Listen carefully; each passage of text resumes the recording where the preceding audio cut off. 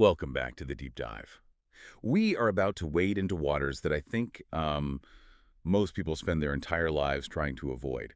I am talking about that pit-in-the-stomach, clammy hands feeling you get when you have to ask for a raise, or maybe returning a defective product to a store clerk who looks like they were having a terrible day, or honestly, even just deciding where to go for dinner with a partner who says they do not care, but they definitely care. Yeah, that is the universal sound of human anxiety right there. We are talking, of course, about negotiation. Negotiation. Just the word summons up these images of smoke-filled rooms, high-powered lawyers in $5,000 suits, and people shouting numbers at each other across a giant mahogany table. It feels aggressive. It feels like a conflict. But today, we are shattering that image completely. We're diving into the absolute Bible of the field. You Can Negotiate Anything by Herb Cohen.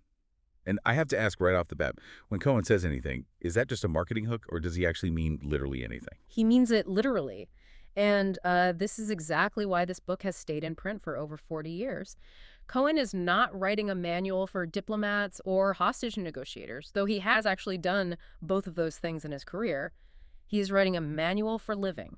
He reframes the entire world as a giant negotiating table. His fundamental premise is that negotiation is not this rare, scary event you do once every 5 years when you buy a house. It is the operating system of our daily lives. The operating system. I really like that framing.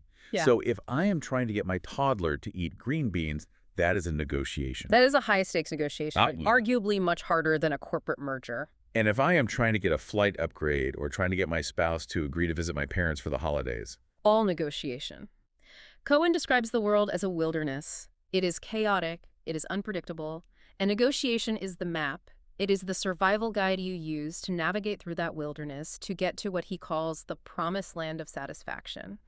And I really want to pause on that word satisfaction. We are not just talking about winning in the sense of crushing the other person and leaving them in the dust. We were talking about getting what you need to be happy while hopefully keeping the other person intact and satisfied as well. And that is the mission we are on today with this deep dive. I think a lot of people tune out when they hear the word negotiation because they think, well, I am not a bully. I am not a shark. I do not want to manipulate people. But reading through Cohen's work, the phrase that kept coming up for me at the true core of his philosophy is straight to the heart. This feels significantly less like business strategy and much more like practical psychology. That is exactly what it is. It is the psychology of human interaction, reaching straight to the heart of what people actually need. Cohen introduces this brilliant concept of the web of tension. I want you to imagine a giant spider web that connects every single person on Earth. Every negotiation involves three things vibrating on that web: people, information, and power. The reason we fear it so much is that we misunderstand the vibration. We think it is a confrontation. We think, if I want X and you want Y, we are now enemies on the battlefield. Right. It triggers a fight or flight response. Yeah. It is a biological reaction to perceived threat. Precisely. But Cohen says, no, turn off the lizard brain. Negotiation should not be a fight. It should be a mechanism to make life pleasurable. It is simply two people analyzing a problem together to see if they can find a solution that works. And to prove that this is not just about corporate greed or dominance, Cohen picks two examples of the greatest negotiators in history. And I love this part because it is so incredibly counterintuitive. I know, I was expecting Rockefeller or maybe Carnegie or Henry Kissinger. And who did you get instead? Jesus Christ and Socrates. Which, I have to say, completely stopped me in my tracks. I do not think either of them ever wore a suit or closed a corporate merger. It is a brilliant choice to illustrate the point, though. Let us break it down. Did Jesus or Socrates have what we would call formal authority? Not really. I mean, Socrates was a philosopher in Athens who basically spent his time annoying people with questions until the state executed him. He was not a general or a politician. And Jesus was an itinerant preacher with no office, no army, and no bank account. Exactly. They had absolutely zero establishment power. If they walked into a room, nobody had to listen to them because of a title on a door or a badge on a uniform. And yet they are arguably two of the most influential figures in human history. They negotiated the way people thought. They negotiated the way people behaved. They went straight to the heart. So how do they do it? If you do not have the power to command someone to do something, how do you negotiate with them? They used ethical influence. They mastered the situation. Notice their technique. They rarely made demands. They almost never said, you must do this or else. Instead, they asked questions. Socrates used syllogisms. He would ask you a question, you would answer, he would ask another, and suddenly you would realize your own logic naturally led you to his conclusion. Right, and Jesus used parables. He told stories. Yes. Let me tell you a story about a mustard seed. He engaged the listener's mind and let the listener come to the conclusion on their own. That is the ultimate negotiation victory. When the other person thinks your idea is their idea, you have won straight to the heart. You have not just forced compliance, you have gained commitment. That is a massive distinction. Compliance versus commitment. Power is not about carrying a big stick. It is about connection and mastery of the human element. And that leads us perfectly into the central framework of the book.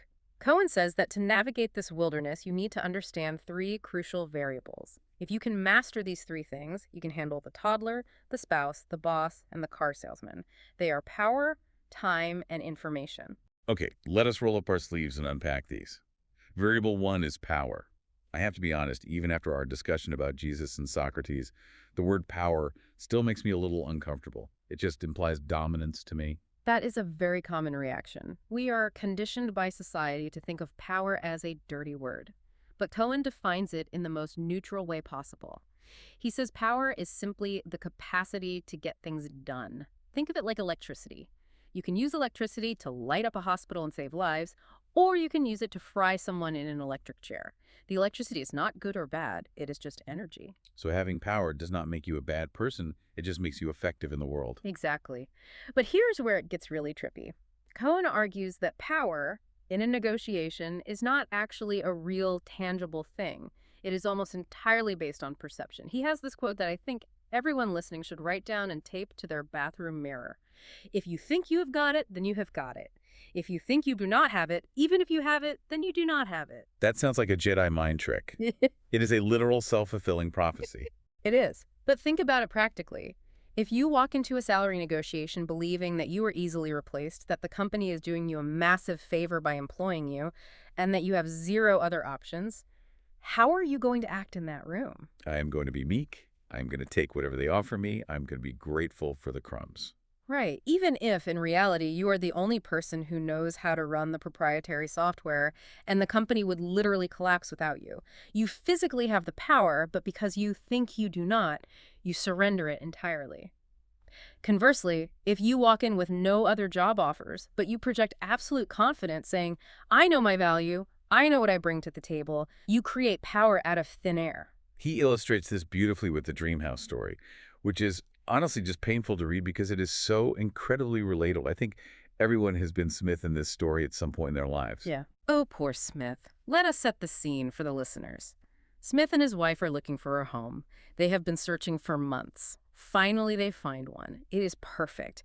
It has the beautiful bay window, the cozy fireplace, the big fenced yard for the dog. And what do? They completely lose their minds. They start mentally moving their furniture in. They stand on the front lawn and say loud enough for the neighbors to hear, this is it. This is our dream house. We will literally die if we do not get this house. They fall deeply in love with the merchandise. That is the absolute cardinal sin of negotiation. And guess who is watching from the living room window? The seller. The seller now knows that Smith is totally emotionally compromised. So the seller wants $150,000. Smith has a strict budget of $130,000. That is a $20,000 gap. And in the era this book was written, that is a fortune. It is a fortune right now, frankly. So Smith is panicking. He thinks the dream is slipping away. He calls Cohen in a sweat. And Cohen asks him a question that seems almost cruel in its simplicity. He asks him, what happens if you do not get the house? And Smith probably gasps and says, what happens? My life is over. My wife will leave me. The sun will go dark forever. Essentially, yes. But Cohen pushes him. He says, really, will your children starve in the streets? Will the earth stop spinning on its axis? And slowly, painfully, Smith has to admit, no. If he does not get this specific house, he will just have to look for another house. There are thousands of other houses with fireplaces. It seems so completely obvious from the outside looking in, but when you are in the middle of it, it feels like life or death. That realization is the pivot point of power. This introduces the concept of caring, but not that much. It sounds paradoxical. You have to care enough to engage and negotiate, but you must maintain the emotional distance to walk away. The willingness to walk away is the ultimate form of power. If the seller knows you absolutely must have the house, they have 100% of the leverage. If the seller thinks, well, this guy likes the house, but he is also looking at that nice colonial down the street, suddenly the seller is the one sweating. It is entirely about who has the most to lose in the transaction. This actually reminds me of the Reverend Ike story Cohen tells. It is a bit of a humorous detour in the book, but it fits this philosophy about the perception of power perfectly. It is a classic. A parishioner comes to Reverend Ike, absolutely trembling with fear. He says, "Reverend, please pray for me. I owe the bank $6,000. The note is due tomorrow at noon. I do not have the money. I am completely ruined." And Reverend Ike does not pray for him. He asks him a question. He looks at the man calmly and says, "Why are you worried?" It just completely flips the script immediately. The man is utterly confused. Reverend Ike says, "You do not have the money." The man says, "No, I do not." Ike says, "Then it is the bank that has a serious problem. Let the bank manager do the worrying." It is really funny, but it is actually profound financial advice when you dig into it. It really is. Power is very often about who owns the problem. If you owe the bank $1 million and you literally cannot pay it, you are right. That is the bank's problem. You suddenly have leverage because the bank wants something back, anything back. You can dictate terms at that point. You can say, "I cannot pay you the million, but I can pay you $5,000 a month over 20 years. Do you want that or do you want nothing?" So power comes from attitude and emotional distance. But there is another layer to power that Cohen discusses extensively, the power of investment. And he uses a pretty heavy historical analogy here involving the Vietnam War. He does, and while it is a somber example, it explains the psychology of sunk cost better than almost anything else. He asks a fundamental question: why did the United States stay in Vietnam for so long, even when it became overwhelmingly clear to everyone that the strategic objectives were becoming unattainable? It was not just about the future strategy, it was about the past. Exactly. It was because we had already invested so much, so many American lives, so much money, so much national prestige. To pull out meant admitting that all that massive investment was for nothing. It is the classic sunk cost fallacy. The more you put into something, the harder it becomes to walk away from it. So how do we apply this heavy concept to everyday negotiation? Uh-huh. Are you saying we should figure out how to make the other person invest in us? 100%. Well, Let us bring it back to buying a car. If you walk onto the lot, point at a car, and ask the salesman, "What is the price?" and the guy says $30,000, and you say, "No thanks," and turn around and leave. How long did that entire interaction take? maybe 30 seconds. Right. The salesman has invested absolutely nothing in you. He does not tear if you leave. He will just wait for the next person. But what if you act differently? What if you walk in, you act super friendly, you ask him about his kids, you ask to see the engine in detail, you ask for a long test drive, you ask him to explain the intricacies of the warranty, you sit down and have a coffee with him, you spend 2 solid hours with him. Now he is completely stuck. He has invested 2 hours of his limited workday in you. He has not spoken to any other potential customers. He has not done his required paperwork. He is now desperate for a return on that investment. He feels he needs to close this deal to justify wasting his entire afternoon. So when I finally say, look, I love the car, I really do, but I can only do $28,000, he is much more likely to say yes. Because saying no means he wasted 2 hours.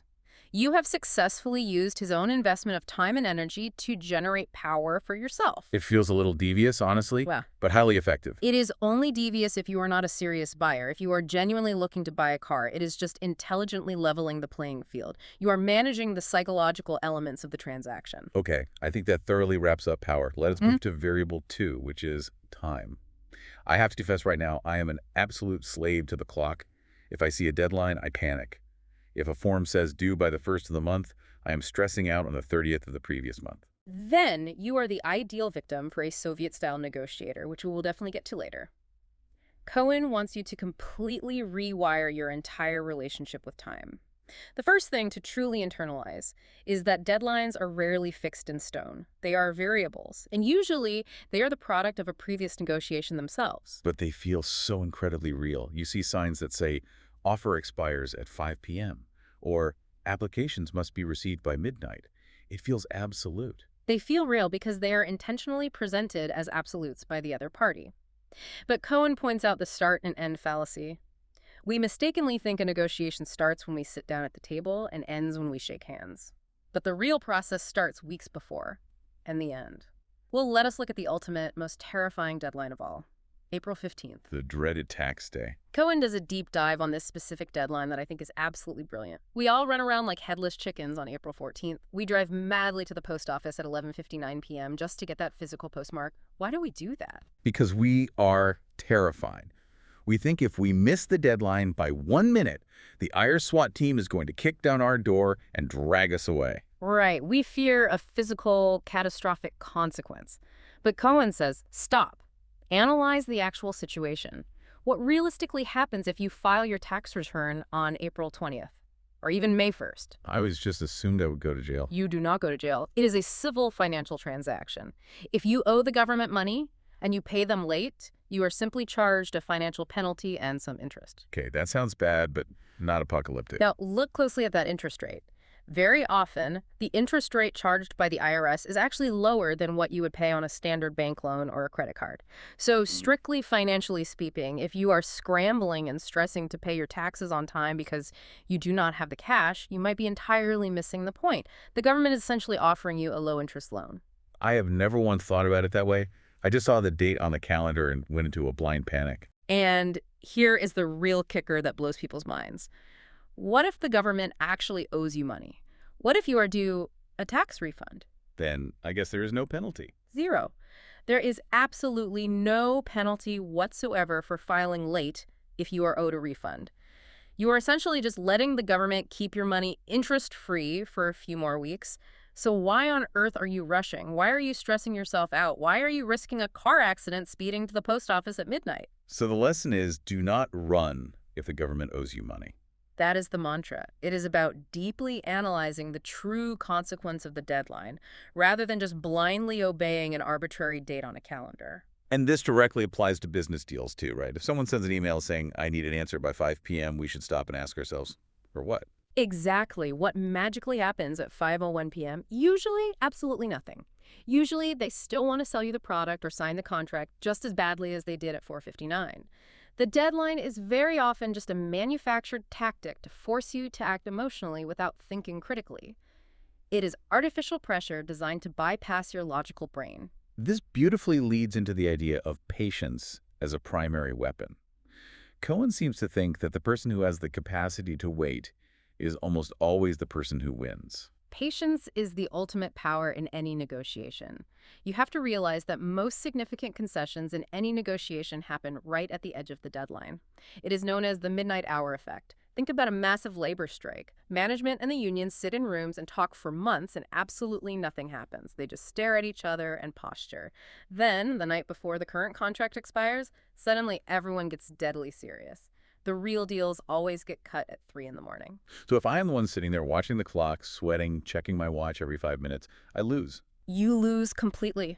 If you walk into a negotiation and say, hey guys, I have a flight to catch at 4 p.m., so we must wrap this up by then, you have just handed me a loaded weapon and pointed it at yourself. Because now you know exactly what my deadline is. I know your exact pressure point.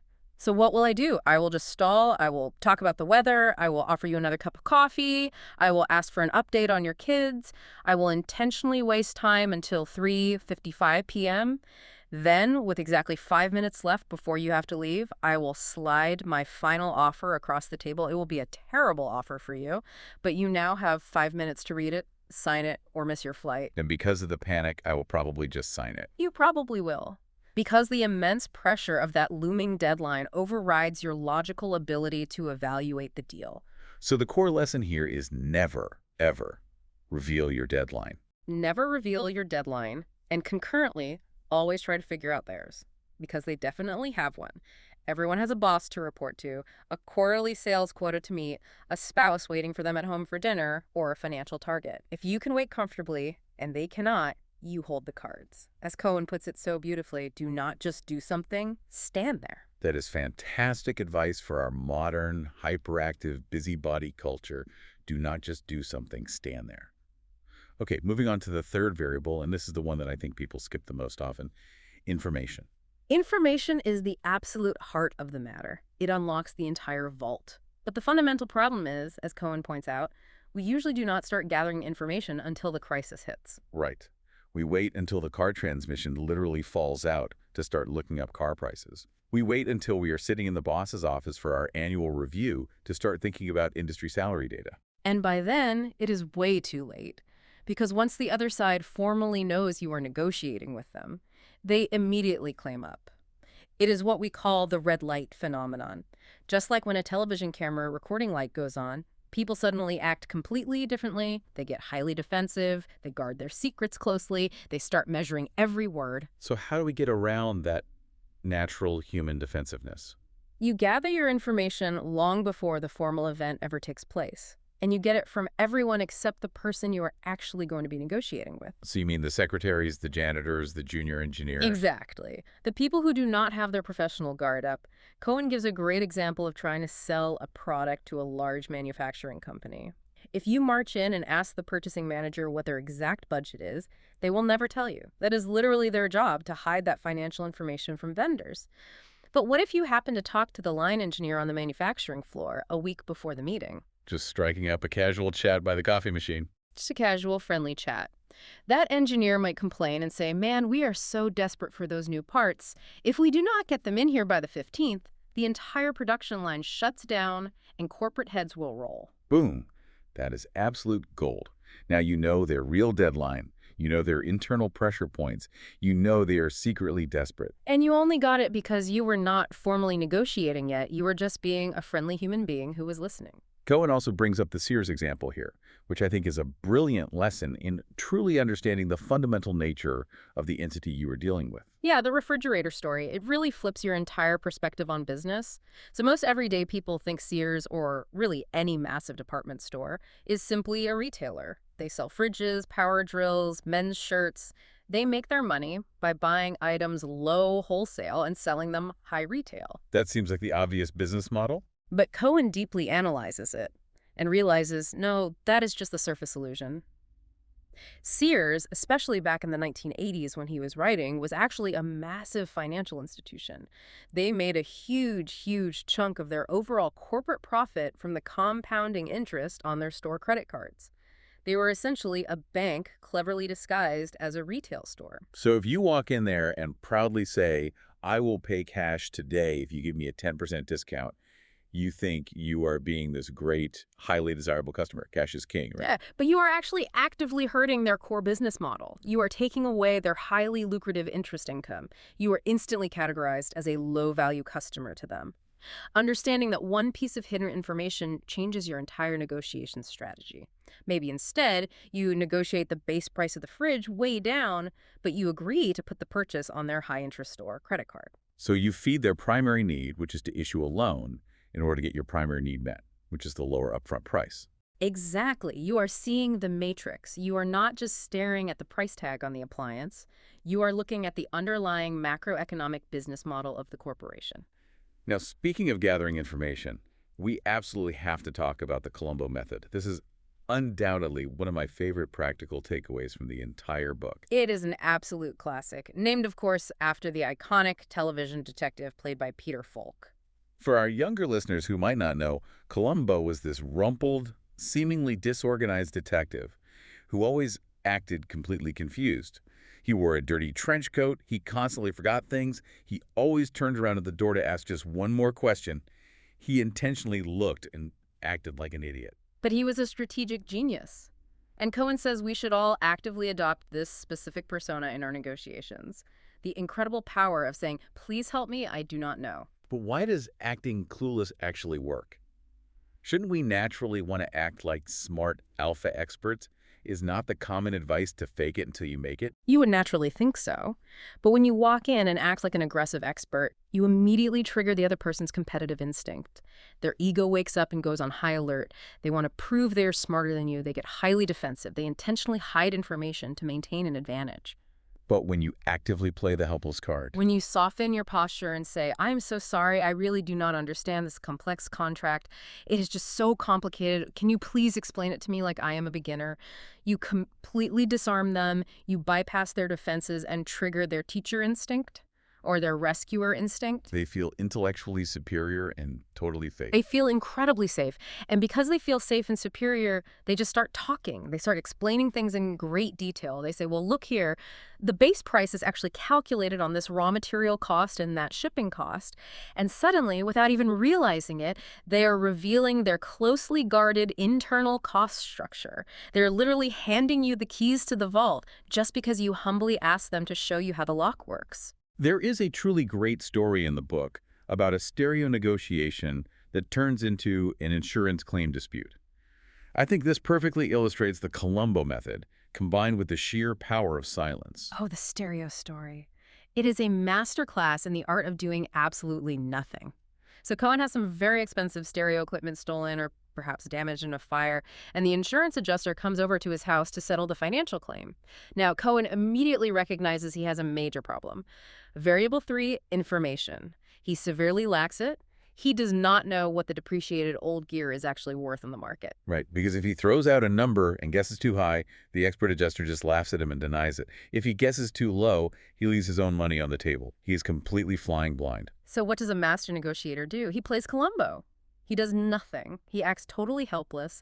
The professional adjuster looks at the burn gear, writes on his clipboard, does some complex calculations, and finally says, well, Mr. Cohen, factoring in standard depreciation, I can give you $500.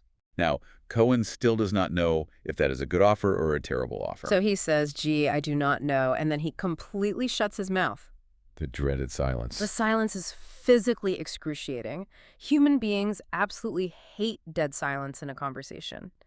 We feel a desperate, burning need to fill the void with words.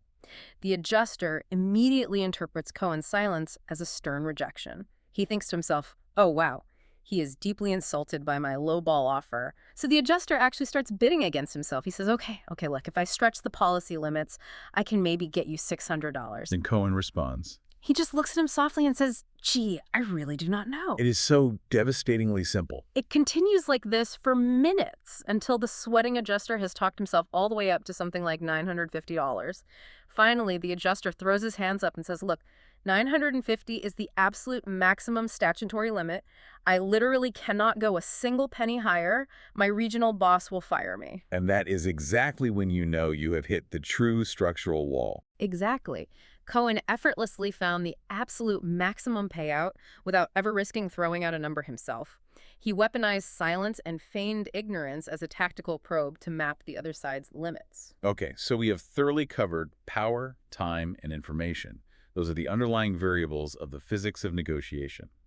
Now let us shift gears and talk about the overall style of the game, because Cohen strictly differentiates between two main types of negotiators, the Soviet style and the win-win style.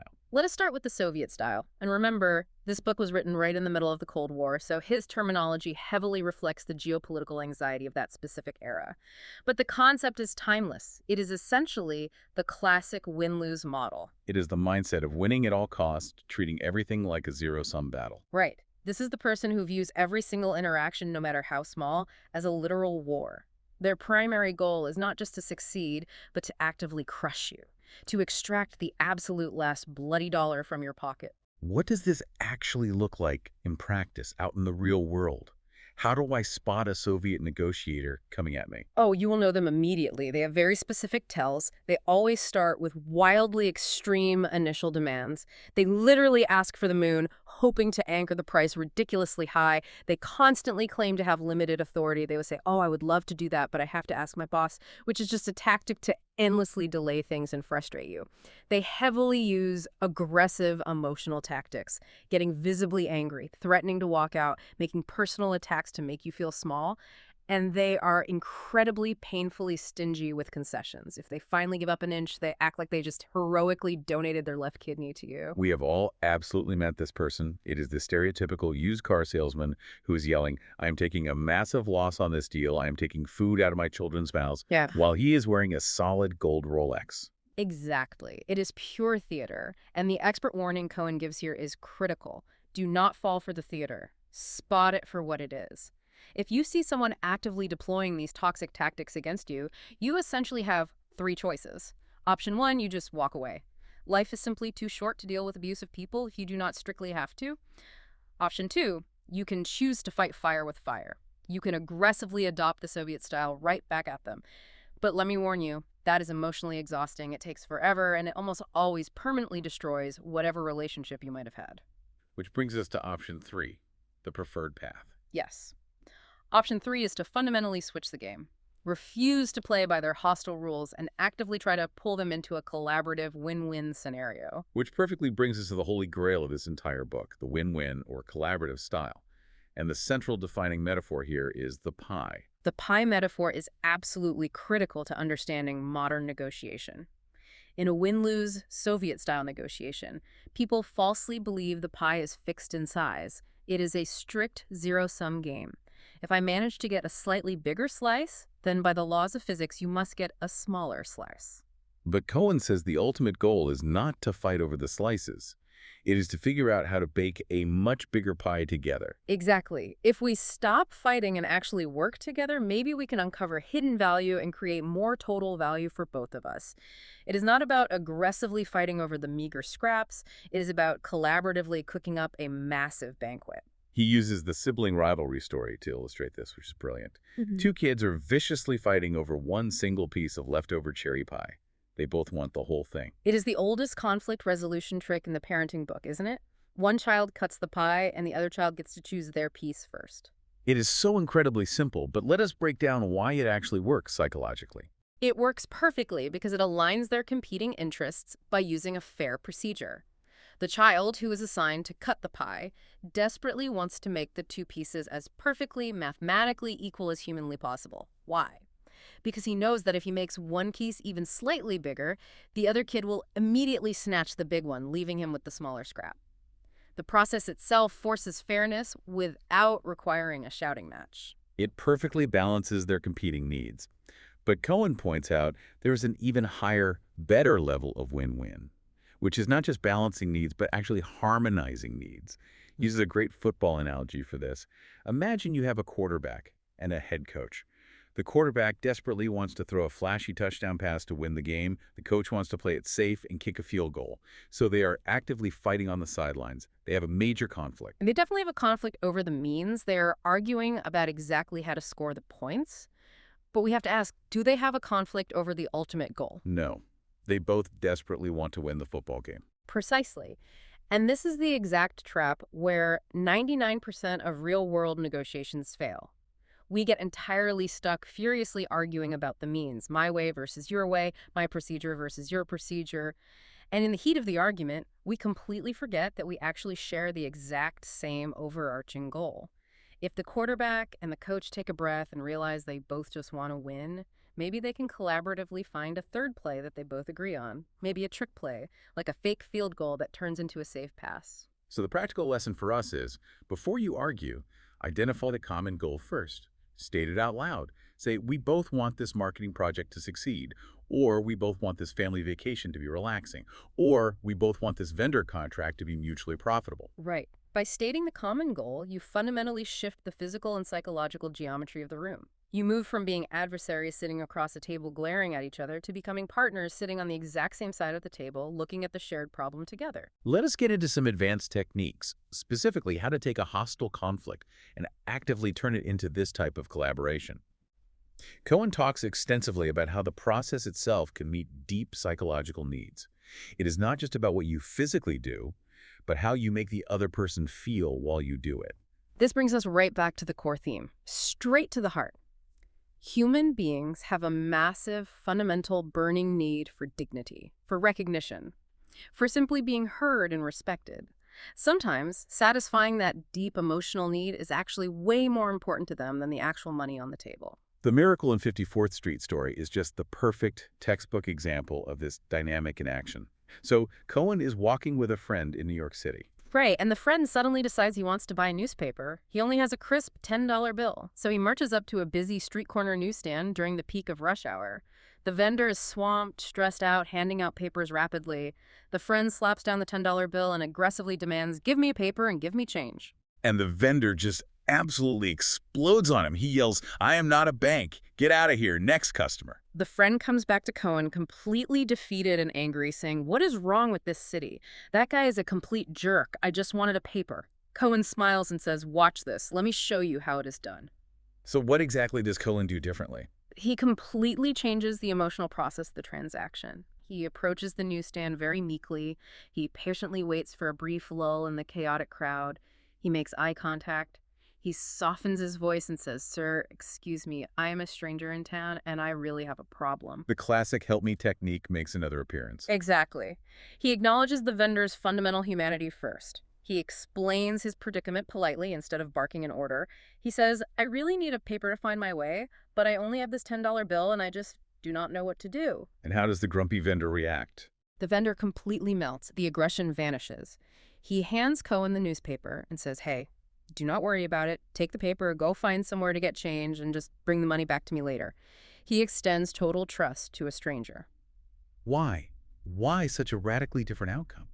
It is literally the exact same physical request. A newspaper in exchange for a $10 bill. Because the friend aggressively demanded a mechanical transaction. He treated the vendor like an unfeeling vending machine. Cohen asked for human help and respectfully acknowledged the vendor as a real person with agency. He met the vendor's deep psychological need for respect, autonomy, and superiority in his own domain. That is so incredibly powerful. It literally costs you absolutely nothing in time or money to be kind and respectful, but it buys you everything in terms of cooperation. Exactly. It unlocks doors that money cannot open. There is another major business example in the book that I found totally fascinating, which takes this concept to a massive scale, the coal mine deal. This perfectly illustrates finding the real needs hidden behind the pile of money. This is the ultimate expanding the pie scenario. So a large, wealthy corporation desperately wants to buy an independent coal mine. The owner of the mine, who is this rugged, old-school individualist type, loudly demands $26 million. The corporation's accountants have strictly valued the mine at a maximum of $15 million. That is an $11 million gap. In most boardrooms, that is considered totally unbridgeable. Most negotiators would just pack their briefcases and walk away. In a traditional Soviet-style negotiation, yes, the deal is dead. You would haggle for a week, maybe get to 18 or 20 million. Everyone would be miserable and the deal would fall apart. But Cohen advises digging deeper. He starts asking open-ended questions. He engages the stubborn owner on a personal level, and he uncovers something truly interesting. He asks, what is he actually going to do with all this money when he retires? And what is the secret? It turns out the owner has no intention of retiring to a beach. He absolutely loves heavy new industrial equipment. He loves massive tractors, giant bulldozers, the big shiny toys of his trade.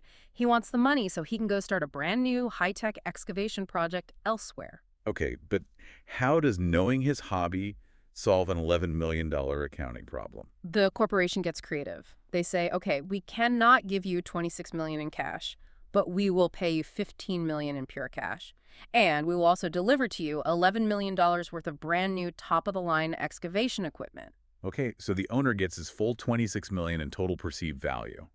But how does that actually help the corporation's bottom line? They still physically have to go buy and pay for $11 million worth of heavy equipment. But you have to look at the corporation's capabilities. The corporation buys that massive equipment at deep, deep wholesale prices. Or better yet, maybe they already have a surplus of it sitting unused in their corporate inventory. To the massive corporation, providing that $11 billion in retail value equipment might only actually cost them $6 or $7 million in hard cash outlay. Oh, wow. Yeah. That is incredibly smart. The proud owner perceives that he got his full $26 million demand met.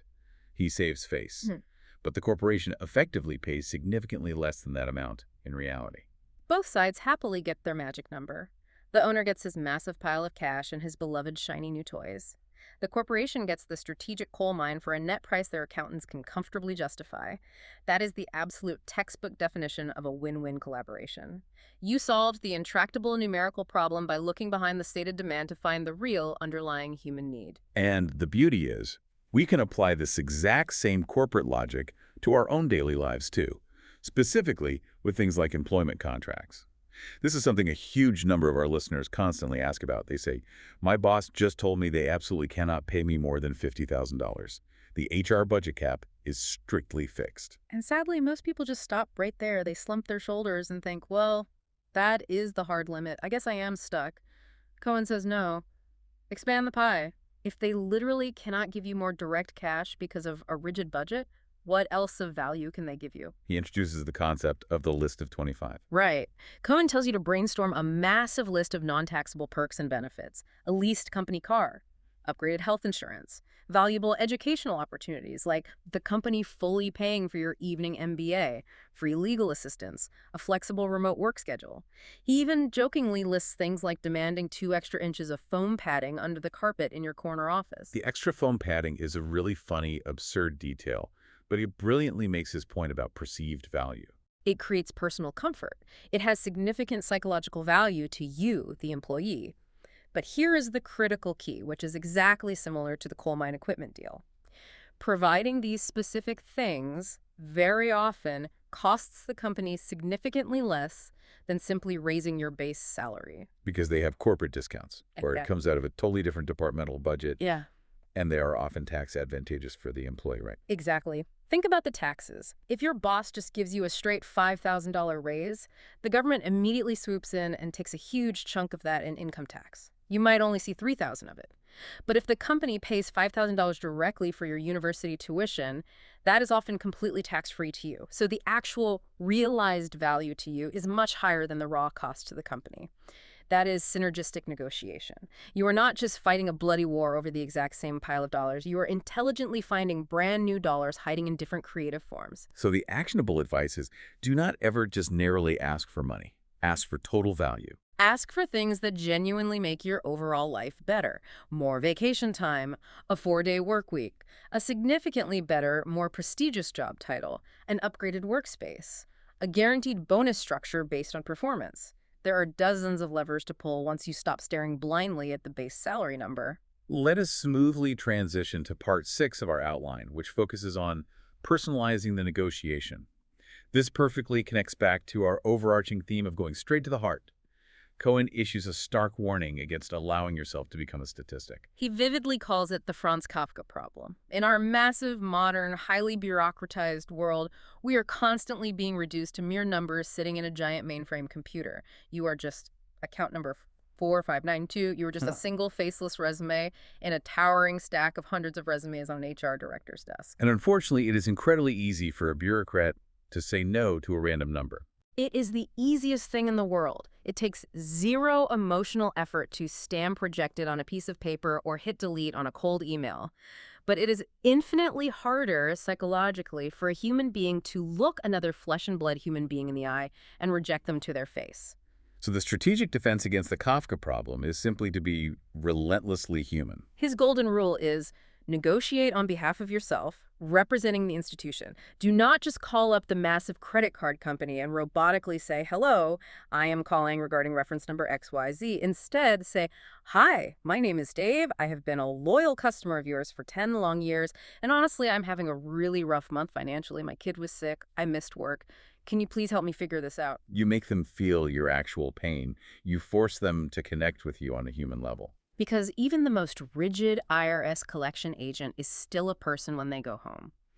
Even the wealthiest corporate CEO has a family and human struggles. If you can successfully bridge that artificial corporate gap and make a genuine human connection, you instantly fundamentally change the power dynamic of the room. You are no longer just a problematic case file to be quickly processed and discarded. You are a real person who needs to be helped. And this profound philosophy applies just as strongly at home, right in your living room. Cohen tells this incredibly charming story about his skinny son. I honestly laughed out loud reading this section. It is a wonderful, highly relatable family anecdote. His young son was extremely skinny and simply stubbornly refused to eat his dinner. The kid developed a brilliant tactical strategy. He would intentionally avoid any vicinities in the house where food might possibly be served. The kid was actively negotiating with his parents. He was masterfully using the power of refusal, the power of creating a lack. He intuitively knew that his anxious parents wanted him to eat significantly more than he himself cared about eating. He had all the leverage because he successfully cared less. Exactly. Yeah. That little kid was a natural-born master negotiator. And it serves to remind all of us that high-level negotiation is happening right at the dinner table every single night. It is happening when your toddler throws themselves on the floor and refuses to put on their shoes before school. They are actively testing the power dynamics. They are testing the structural limits of the system. So we absolutely should not dismiss these exhausting daily interactions as just trivial parenting struggles.